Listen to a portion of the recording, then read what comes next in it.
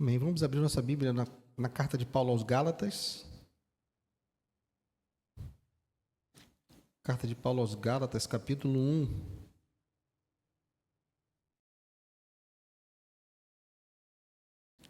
Vamos ler a partir do verso 10. Gálatas,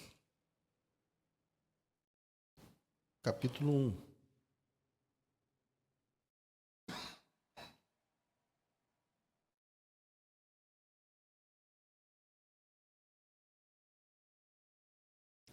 Vamos ler do verso 10 até o verso 24. Gálatas, capítulo 1, de 10 ao 24. Diz assim: Por acaso eu procuro agora o favor das pessoas ou o favor de Deus? Ou procuro agradar pessoas? Se ainda estivesse procurando agradar pessoas, eu não seria servo de Cristo. Mas informo a vocês, irmãos, que o evangelho por mim anunciado não é mensagem humana, porque eu não o recebi de ser humano algum, nem me foi ensinado, mas eu o recebi mediante revelação de Jesus Cristo. Porque vocês ouviram qual foi no passado o meu modo de agir no judaísmo, como de forma violenta eu perseguia a igreja de Deus e procurava destruí-la. Eu, na minha nação, quanto ao judaísmo, levava vantagem sobre muitos da minha idade, sendo extremamente zeloso nas tradições dos meus pais. Mas, quando Deus me separou, antes de eu nascer, e me chamou pela sua graça, achou por bem revelar seu Filho em mim, para que eu pregasse entre os gentios. Não fui imediatamente consultar outras pessoas, nem fui a Jerusalém para me encontrar com os que já eram apóstolos antes de mim, mas fui para as regiões da Arábia e voltei outra vez para Damasco. Passados 3 anos, fui a Jerusalém para me encontrar com Cefas e fiquei 15 dias com ele. E não vi outro dos apóstolos a não ser Tiago, o irmão do Senhor. Ora, a respeito do que estou escrevendo a vocês, afirmo diante de Deus que não estou mentindo. Depois, fui para as regiões da Síria e da Cilícia, e eu não era conhecido pessoalmente pelas igrejas da Judéia que estão em Cristo. Ouviam somente dizer: aquele que antes nos perseguia, agora prega a fé que no passado procurava destruir, e glorificavam a Deus a meu respeito. Pai amado, obrigado, Senhor, pela tua palavra. Abençoa-nos, Senhor, e fala conosco, eu te peço. Que o teu Espírito esteja sobre nós. Que o Senhor se revele aos nossos corações e nos ensine nessa noite, para que o Senhor seja glorificado na nossa vida. Transforma-nos, corrige-nos, alimenta-nos, anima-nos, Senhor, tudo pelo poder da tua palavra, e algo que somente o Senhor pode fazer. Eu não tenho esse poder, só o Senhor. Então é a ti que eu peço, fale conosco nessa noite, em nome de Jesus. Amém e amém. Pode sentar, querido.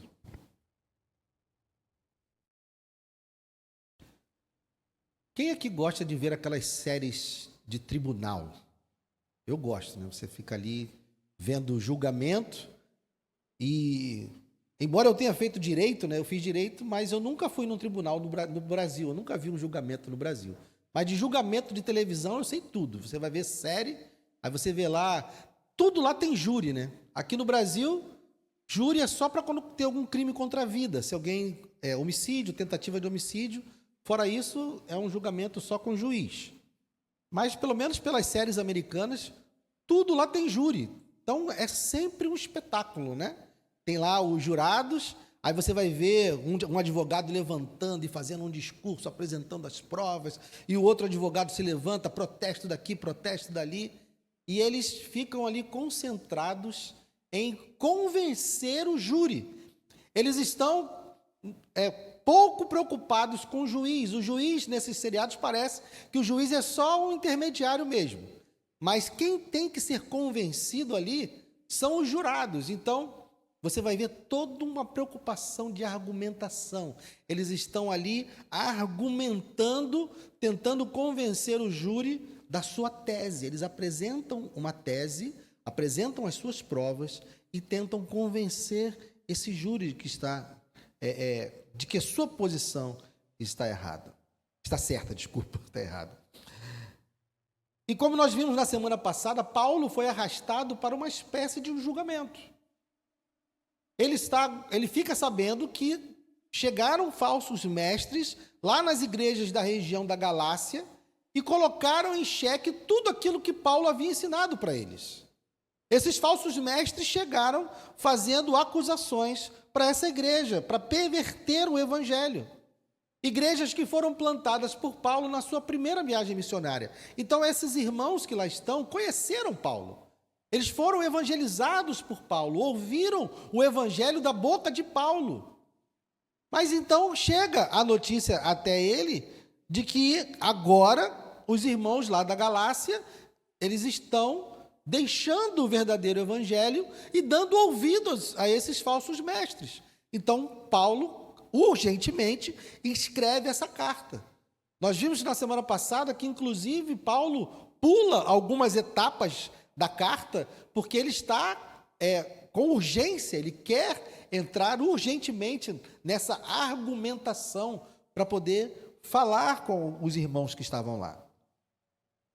Aqueles que estavam pervertendo o evangelho, esses falsos mestres, eles estavam ensinando que os irmãos da Galácia, embora não fossem judeus, embora não tivessem sido circuncidados, eles fossem gentios, eles, mesmo crendo em Cristo, eles deveriam se circuncidar, eles deveriam cumprir as dietas da religião judaica, eles deveriam cumprir o calendário festivo, as festas, os rituais da religião judaica. Eles estavam querendo trazer para o evangelho um peso que o evangelho não tem. Eles estavam querendo colocar o evangelho com penduricalhos. E eles estavam dizendo, então, que a fé em Cristo não era suficiente. A fé em Cristo era necessária, mas não suficiente. Nós vimos a diferença entre uma coisa e outra também na semana passada. Suficiente é aquela coisa que sozinha faz tudo. O que é necessário é algo que, embora precise estar presente, sozinho não resolve. Então, a fé em Cristo deixou para que, na mente desses falsos mestres, a fé em Cristo não era suficiente. Não bastava apenas crer em Cristo. Era necessário crer em Cristo, se circuncidar, cumprir a dieta, obedecer o calendário de festas. Então foram acrescentando várias coisas que eram necessárias para que uma pessoa realmente estivesse salva. Essa era a perversão do evangelho que esses falsos mestres estavam trazendo para a igreja da Galácia. E de que maneira esses irmãos, esses falsos irmãos, estavam fazendo isso? Para poder convencer os gálatas, eles entraram com 3 argumentos. O primeiro argumento é que o apostolado de Paulo era falso. Eles estavam dizendo para os irmãos da Galácia, olha, aquele cara que veio pregar aqui falou que era apóstolo? Não, ele nunca esteve entre os 12. Ele nunca andou com Pedro, ele nunca andou com Jesus de fato. Eles estavam colocando então em dúvida, dizendo, olha, eu não acredito no que ele falou, porque ele não é apóstolo de verdade. O segundo argumento é que Paulo estava pregando um evangelho facilitado, porque Paulo não estava pregando a circuncisão, nem a dieta, nem as datas festivas, e eles disseram, Paulo falou isso para vocês porque ele queria que vocês gostassem dele. Ele queria agradar vocês, porque se ele dissesse para vocês que também teria que se circuncidar, talvez vocês não quisessem ouvi-lo. Então ele pregou um evangelho falso para vocês, querendo, na verdade, agradar a vocês. Esse é o segundo argumento deles. O terceiro argumento deles é que, então, esse evangelho sem a lei era um evangelho que dava permissão para se viver de qualquer maneira.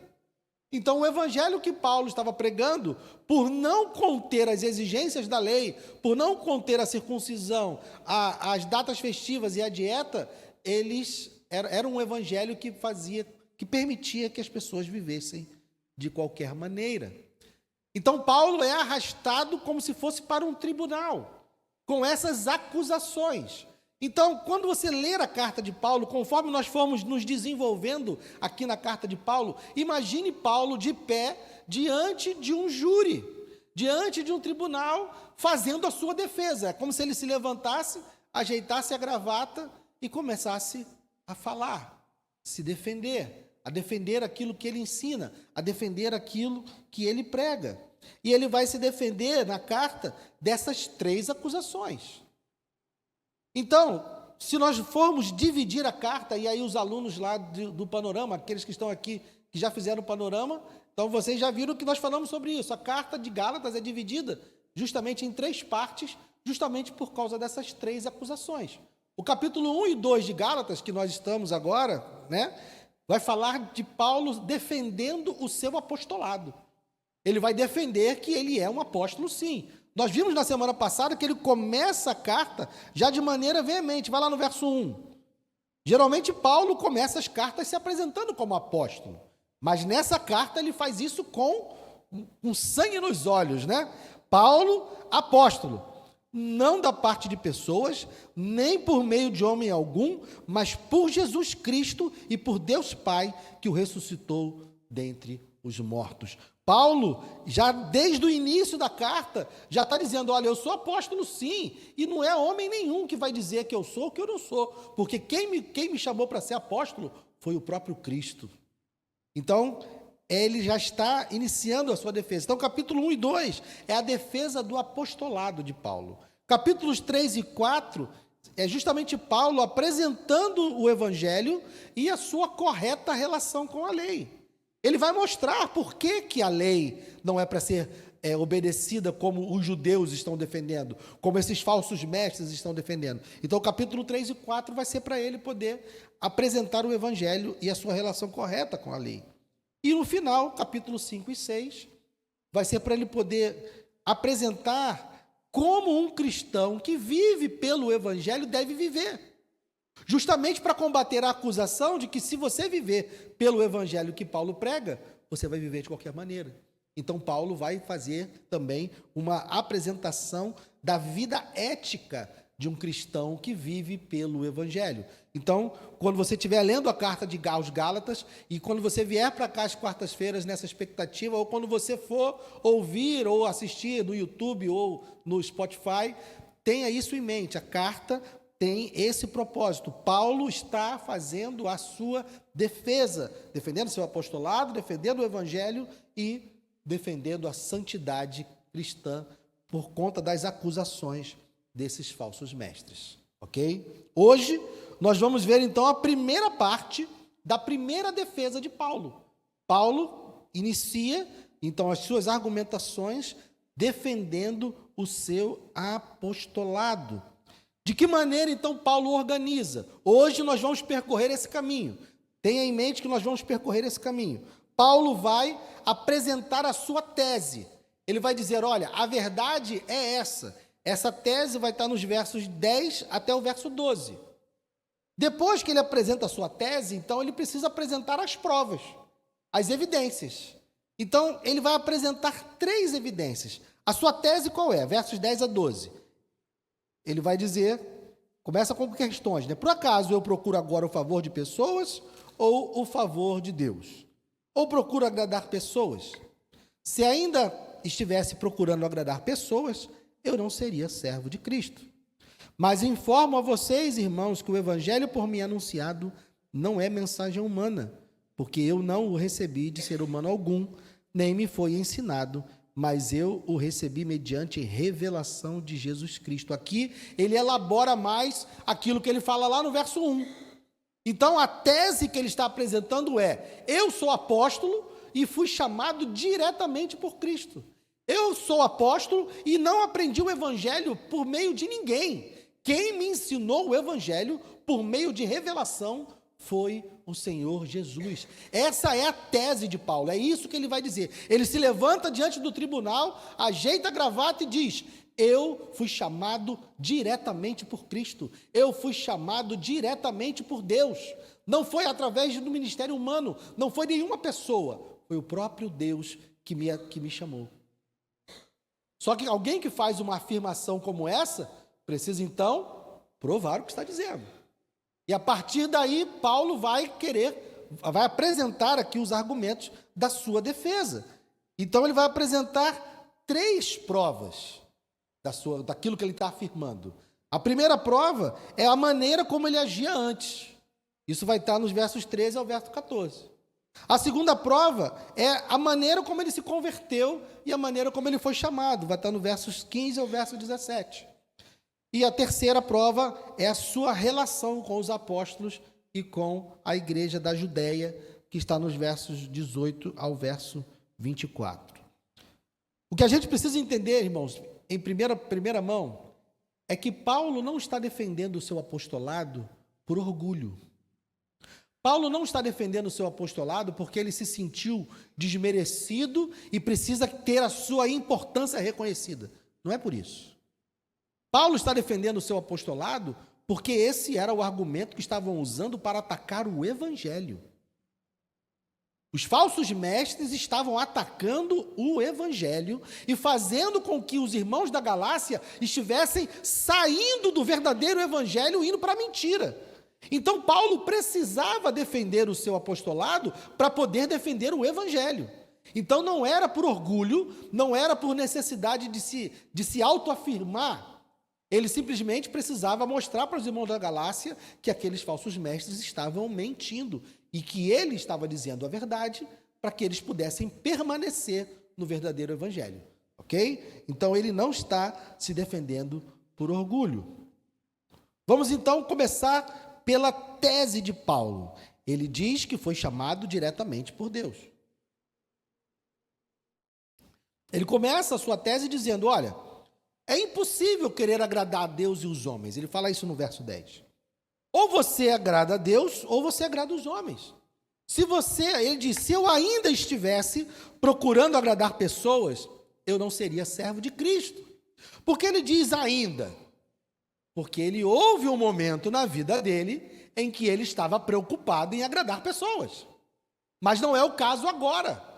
Então ele diz, se eu ainda estivesse querendo agradar pessoas, eu não poderia servir a Cristo. Então ele apresenta uma contradição logo de cara. É impossível alguém querer agradar pessoas e agradar a Deus ao mesmo tempo. Você só pode fazer uma coisa ou outra. Então ele começa dizendo, eu sou sim servo de Cristo e diz, mas informo a vocês, irmãos, que o evangelho por mim anunciado não é mensagem humana, porque eu não o recebi de ser humano algum, nem me foi ensinado, mas eu o recebi mediante a revelação de Cristo. Se você for, deixa anotado aí a sua referência, Atos capítulo 9, se você não se lembra, mas não precisa abrir agora, tá? Isso é trabalho de casa, anota, mas é para você ver como foi a conversão de Paulo. Paulo se converteu quando ele estava indo perseguir a igreja. Paulo foi até os líderes do Sinédrio e pediu autorização, pediu cartas para que ele pudesse ir até Damasco e perseguir os irmãos que estavam no caminho, que estavam pregando o evangelho. Paulo, ele era um perseguidor e se você se lembra da morte do diácono Estevão, né? Estevão, quando morre apedrejado, Paulo, a palavra diz que Saulo consentia com a sua morte. Então veja que a perseguição que Paulo tinha com a igreja era uma perseguição homicida. Então ele se converte nesse caminho porque o próprio Cristo aparece para ele e diz para ele, Saulo, Saulo, por que me persegues? E o próprio Cristo aparece para ele dizendo, por que você está me perseguindo?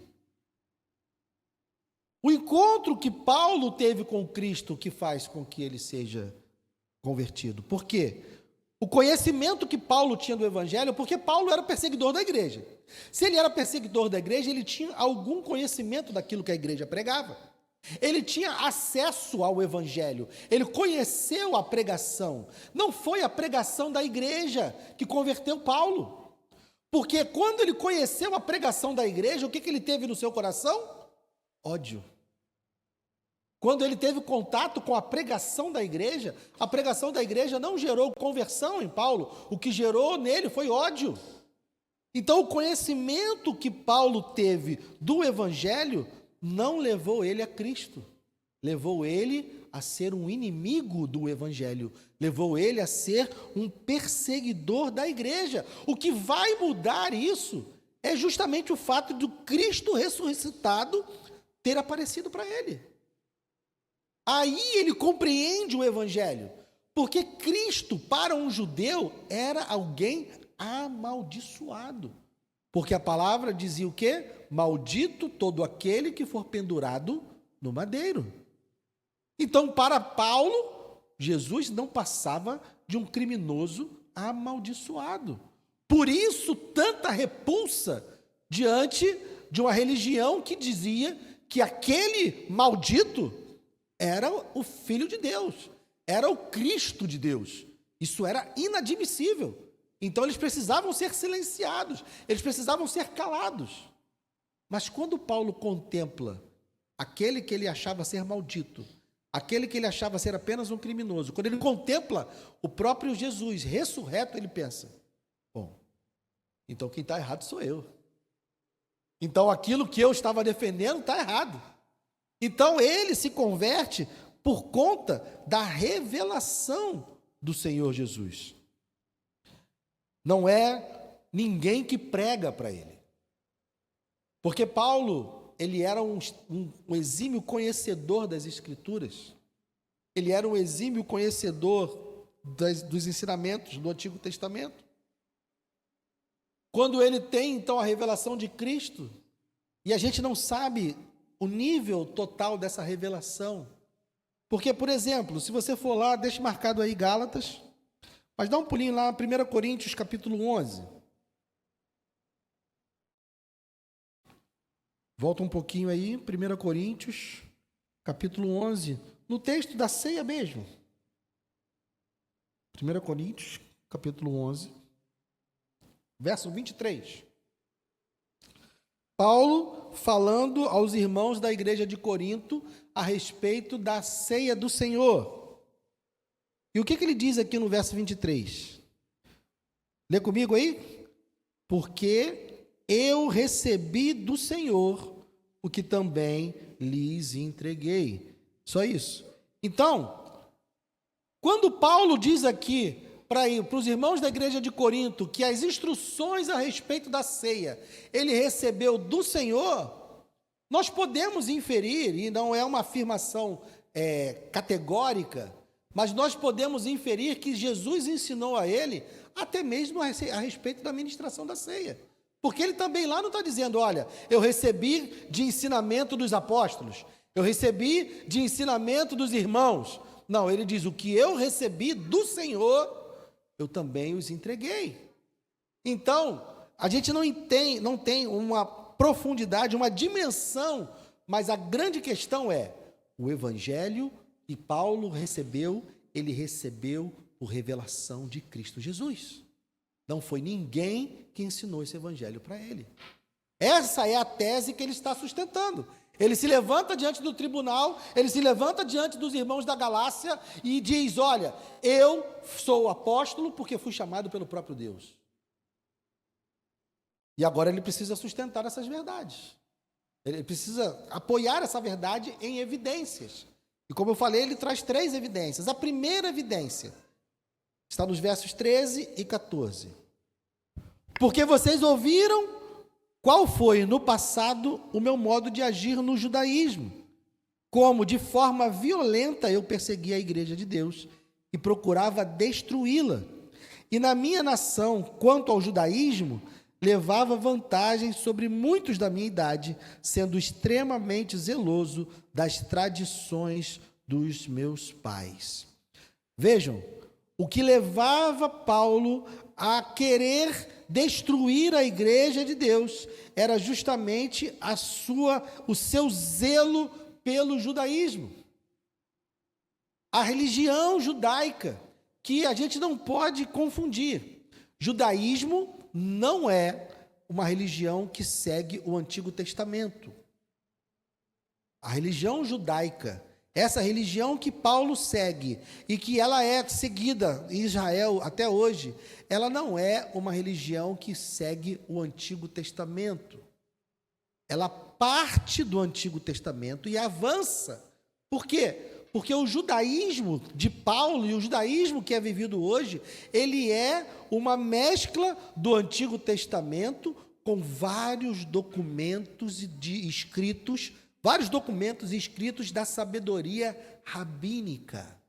Então, eles têm outros livros, eles têm outros ensinamentos. Então, a religião judaica, o judaísmo que Paulo fala aqui 2 vezes, né? Ele fala no verso 13, porque vocês ouviram no passado o meu modo de agir no judaísmo, e você vai ver no 14, e na minha nação, quanto ao judaísmo, o judaísmo não é a religião de Moisés. O judaísmo não é a religião de Davi. O judaísmo é uma religião que foi se formando no 2º século antes de Cristo em diante. E tem outros escritos, tem algo chamado Mishnah, tem o Talmud e outras literaturas que são escritos dos mestres rabínicos. Então, o judaísmo, não confunda judaísmo com a religião do Antigo Testamento, ok? Então, aquilo que Paulo vivia era algo que era tradição dos seus pais, verso 14, sendo extremamente zeloso das tradições dos meus pais.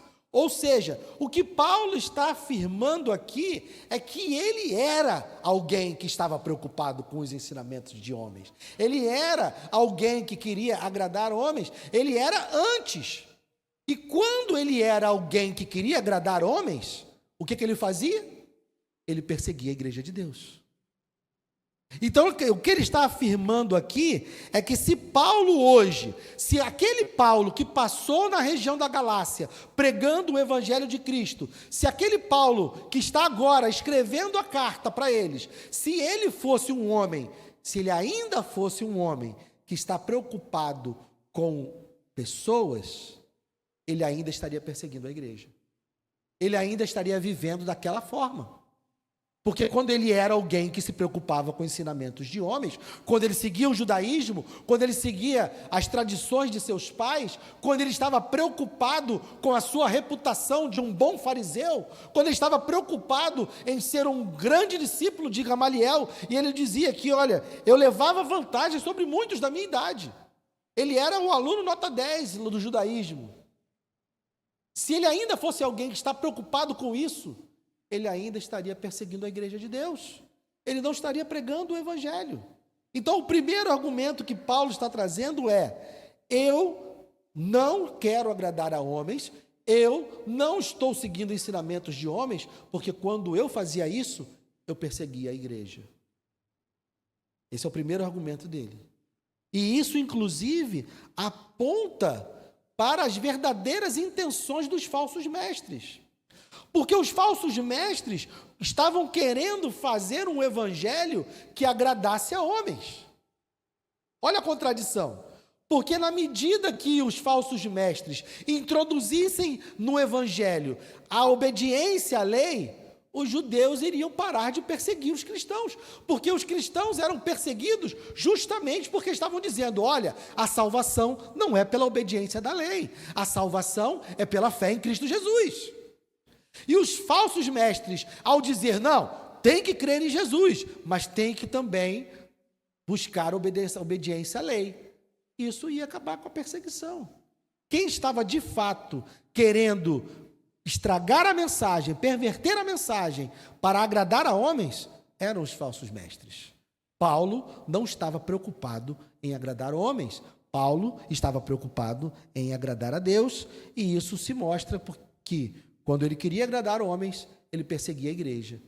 E agora que ele está ensinando o evangelho, ele está fazendo isso em obediência a Deus. Segundo argumento de Paulo, para provar que ele está recebendo esse evangelho de Deus e que ele não quer agradar homens, versos 15 ao 17. Mas quando Deus me separou antes de eu nascer e me chamou pela sua graça, achou por bem revelar seu Filho em mim, para que eu o pregasse entre os gentios. Não fui imediatamente consultar outras pessoas, nem fui a Jerusalém para me encontrar com os que já eram apóstolos antes de mim, mas fui para as regiões da Arábia e voltei para Damasco. Então vejam, o segundo argumento é a sua conversão e o seu chamado. Paulo está aqui, em primeiro lugar, reconhecendo que ele só anuncia o evangelho, reconhecendo que ele só saiu da posição de perseguidor para a posição de pregador, ele está reconhecendo que só faz isso porque Deus fez isso.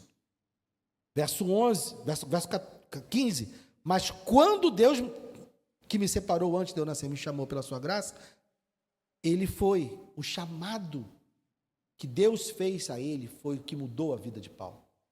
Paulo está dizendo que somente Deus foi capaz de demovê-lo da posição em que ele estava. Somente Deus foi capaz de mudar o seu coração. Pensa naquela pessoa que você olha para ela hoje e diz, essa daí, para se converter, só o Senhor. Essa daí, só um milagre. A gente esquece que toda conversão é um milagre. Mas porque tem pessoas que a gente olha assim, isso aí está quase. Não tem aquelas pessoas que a gente olha e diz, não, isso aí, está na portinha, daqui a pouquinho ele vai. E tem aqueles que a gente olha e fala, esse daí, só se o próprio Cristo aparecer para ele. Paulo era um desses. E foi exatamente o que aconteceu. Paulo era alguém que, quando ouvia o evangelho, o seu coração se enchia de ódio. Foi Deus, ele confessa, foi Deus, foi um milagre. É isso que Paulo está enfatizando aqui. Só o próprio Deus poderia transformar aquele homem que queria, ele não queria apenas fazer mal, ele não queria apenas maltratar, ele queria destruir a igreja. Essa é a palavra que ele usa. Ele queria aniquilar, ele queria acabar com a igreja. O desejo do coração de Paulo era acabar com todos os cristãos. Esse era o desejo dele. E só Deus para mudar isso. É isso que ele está dizendo. Quando Deus quis fazer, foi lá, fez. Foi ele que fez. E Paulo usa aqui uma expressão que é um pouco diferente do que a gente pode imaginar. Ele diz o quê? Verso 15, né? E me chamou pela sua graça, achou por bem revelar seu Filho em mim. O que a gente diria aqui é que Deus quis revelar seu Filho para mim, a mim. Mas aqui Paulo está dizendo que Deus quis revelar seu Filho nele, em mim. Então, o que Paulo está dizendo aqui, que Deus operou uma transformação na vida dele, de tal modo, de tal tamanho, que Cristo não era revelado por meio daquilo que ele falava. Cristo era revelado por meio daquilo que ele vivia, por meio daquele que ele era. Então, Paulo está dizendo que o que Deus fez nele foi algo tão profundo, algo tão impactante, que ele não apresentou Cristo a Paulo, mas apresentou Cristo em Paulo. Ao olhar para a vida de Paulo, ao olhar para a transformação de Paulo, ao olhar para a nova existência de Paulo, aquilo era a evidência de que aquilo era uma obra de Deus. Só Deus para transformar aquele perseguidor nesse homem que agora nós conseguimos identificar o próprio Cristo nele. Uma outra coisa que Paulo está afirmando aqui é que a conversão que Deus fez nele foi tão profunda, foi algo tão importante, que Deus estava revelando Cristo através dele, nele, para quem? Para os gentios. Não havia ninguém que odiasse mais os gentios do que os judeus. Os judeus acreditavam que a salvação era deles, que o Senhor era deles. Eles não queriam eles não achavam, eles não acreditavam que os gentios fossem dignos de ouvir a salvação de Deus. Então Deus pega aquele cara que perseguia a igreja, aquele cara que era o grandão do judaísmo, aquele que era o bambambam do judaísmo, e fala para ele, você vai pregar o evangelho, e não vai pregar para qualquer um não, você vai pregar para os gentios. Esse chamado, Paulo está dizendo, olha, só Deus para transformar o perseguidor em pregador, e pregador para os gentios. Paulo não estava apenas pregando o evangelho, mas ele estava pregando para os gentios. Isso também é evidência de que ele foi chamado por Deus. Se você se lembra, e aí outro dever de casa para você, Atos capítulo 10, deixa anotado aí e leia Atos capítulo 10. Quando Deus quis que Pedro pregasse para um centurião, ou seja, um gentio. Quando Deus quis que Pedro pregasse para um gentio, Deus precisou fazer toda uma preparação com Pedro. Deus deu uma visão para Pedro, colocou uma mesa cheia de animais considerados imundos pelos judeus e falou para Pedro, coma. E Pedro disse, eu jamais comeria algo imundo. E Deus diz para Pedro, não chame de imundo aquilo que Deus santificou. Isso foi a preparação de Deus para Pedro. Depois disso, Pedro vai até a casa do centurião Cornélio, Deus manda ele ir lá na casa desse gentio, e quando chega lá, ele anuncia o evangelho e ora, o centurião recebe o Espírito Santo, e o centurião começa a falar em línguas, e recebe então a evidência de que foi batizado com o Espírito Santo. Pedro faz o quê? Pedro olha e pensa, o que eu faço agora? Vou batizar ele nas águas. O que é que Deus disse para ele? Não considere impuro aquilo que Deus santificou. Se Deus batizou o centurião Cornélio com o Espírito Santo, por que ele não iria batizar ele com as águas? Então Deus precisou fazer uma preparação com Pedro para que ele pudesse batizar um gentio. E mais, Pedro, quando volta, ele tem que dar explicações para os apóstolos. Assim, batizei um gentio, tá? Mas foi Deus que mandou. Chegou cheio de explicação. Teve que desenrolar com os apóstolos, porque tinha batizado o gentio. Isso é para vocês entenderem o nível de revolução que era a pregação do evangelho por um judeu aos gentios. Era algo inexplicável, era algo revolucionário. Então o que Paulo está dizendo? Só Deus para transformar o perseguidor em pregador e pregador aos gentios. Então Paulo está apresentando o seu segundo argumento, dizendo, olha, eu fui transformado por Deus para pregar aos gentios, e diz mais, e eu não fui procurar confirmação ou aprovação de ninguém. Vê que ele diz, verso 16,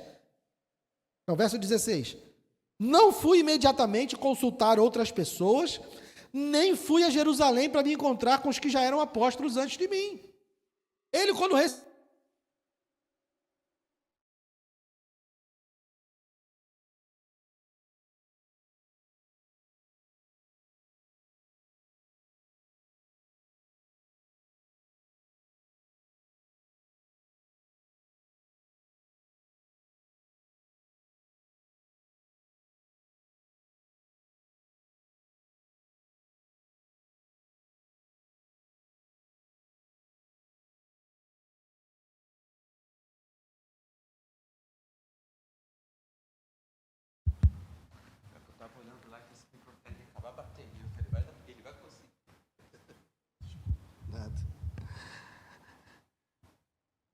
E onde eu estava? Ele disse que não foi procurar ninguém. Por quê? Quem é que poderia autenticar uma mensagem dada pelo próprio Deus? Pensa bem. Quando a gente fala em autenticar um documento hoje, o que ele significa? Eu vou lá, assino um contrato com você, né? Nós vamos assinar um contrato de locação, assino aquele documento, você precisa que eu faça o quê? Que eu vá no cartório para reconhecer firma, porque o cartório é uma autoridade. Essa autoridade está afirmando que aquela assinatura é minha. Então, eu precisei buscar alguém que está acima de mim, para poder dizer que aquela assinatura é minha. Se Paulo recebeu a mensagem do próprio Deus, quem é que pode autenticar? Quem é que está acima para autenticar? Ninguém. Paulo está dizendo, olha, eu não preciso da autenticação de ninguém, eu não preciso da aprovação de ninguém, porque quem me entregou a mensagem foi o próprio Deus.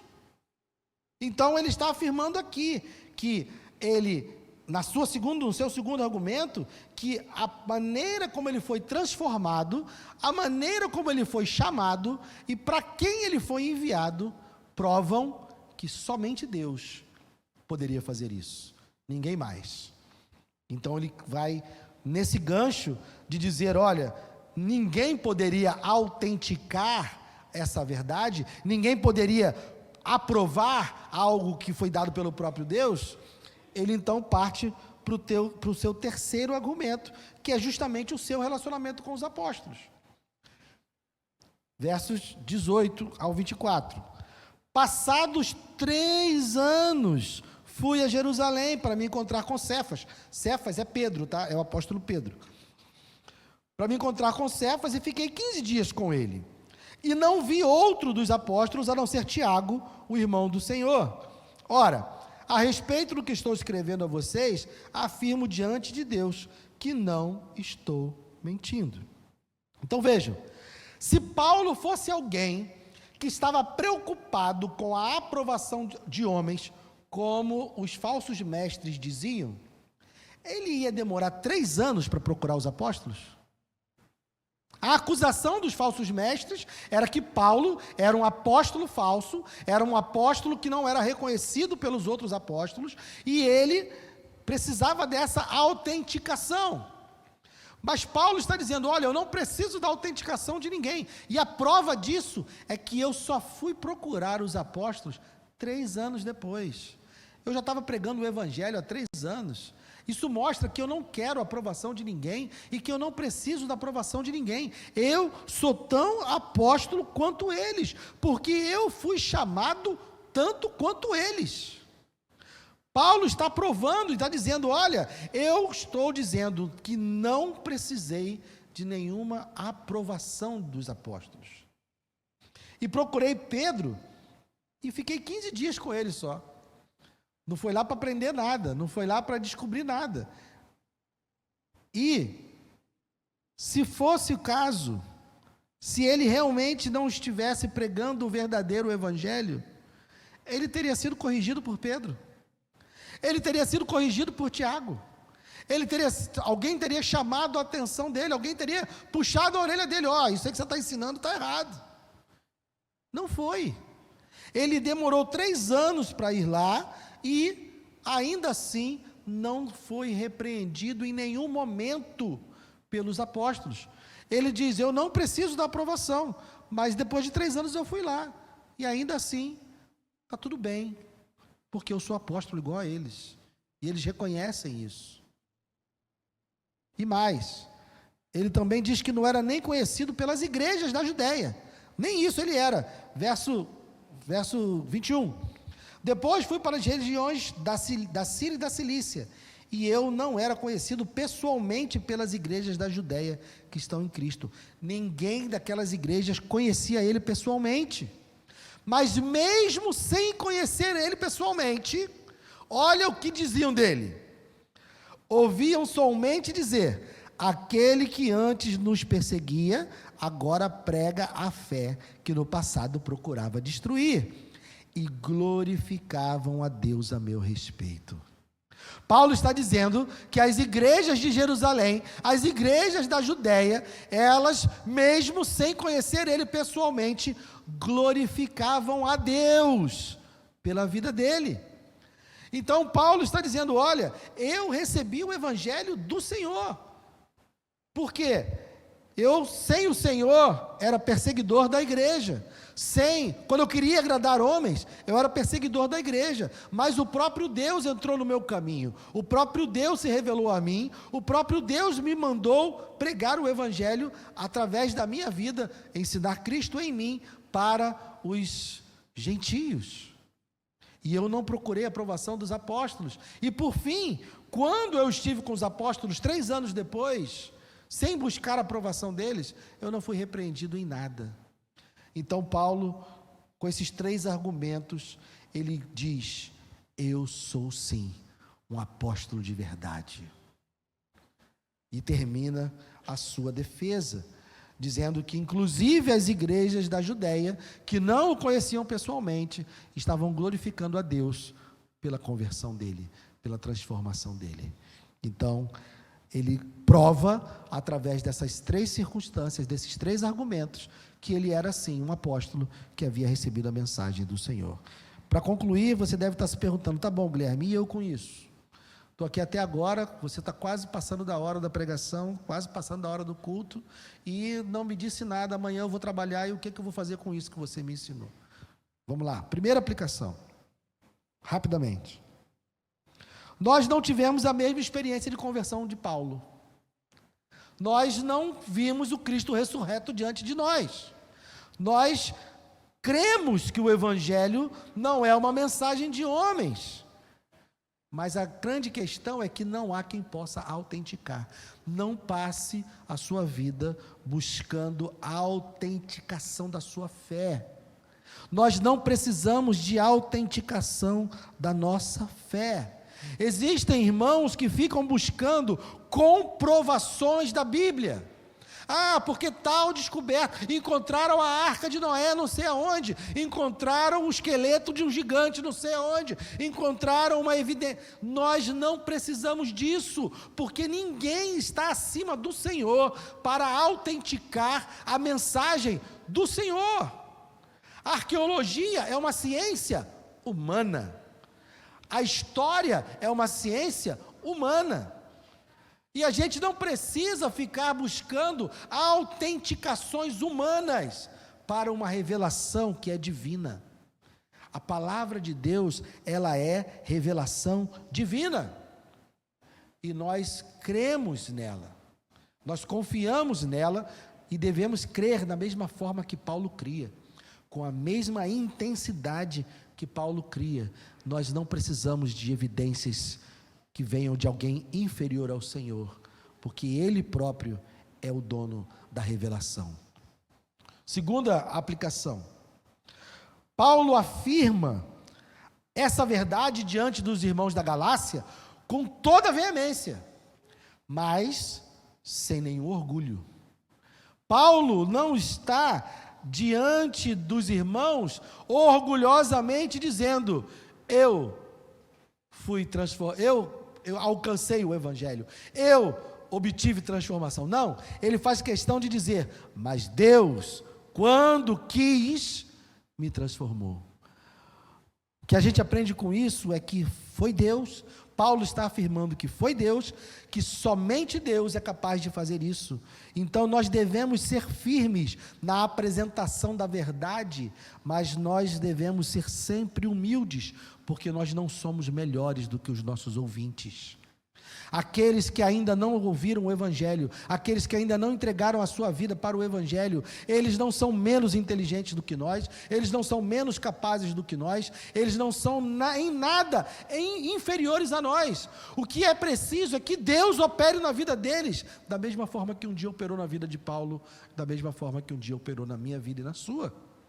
Então a pregação veemente da verdade não é orgulhosa, é humilde, reconhecendo que é uma obra exclusiva de Deus. Terceiro ponto. Cristo se revelou em Paulo. Antes daquilo que Paulo dizia, Cristo era visto em Paulo. E aí, essa aplicação termina com uma pergunta: nós estamos revelando Cristo em nós? É possível você dizer que está andando pelas ruas, está convivendo com a sua família, está convivendo com seus vizinhos, está convivendo com seus colegas de escola, de faculdade ou de trabalho. É possível você afirmar que a sua vizinhança, que todos aqueles que estão ao seu redor, estão vendo Cristo em você? Porque Paulo podia dizer isso. Deus quis revelar Cristo em mim. E Ele quer revelar Cristo em você. Ele quer revelar Cristo em mim. E nós precisamos apresentar Cristo com a nossa vida. Amém? Os irmãos que vão nos ajudar com a ceia, rapidamente. Peço perdão aos irmãos por esses minutinhos que nós vamos passar.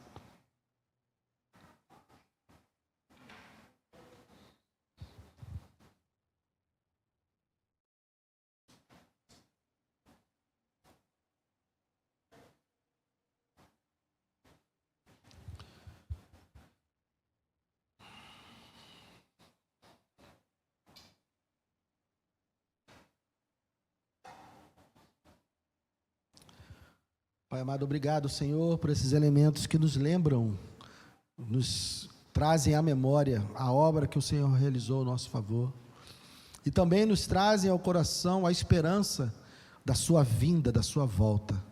Senhor, que esse cálice, que esse pedaço de pão, Senhor, nos lembrem do corpo e do sangue do seu Filho, que nós possamos nessa noite renovar a nossa aliança contigo, declarar que pertencemos a ti, que somos teus e que somos felizes, somos gratos por isso. Muito obrigado, Senhor, em nome de Jesus. Amém. Pode servir.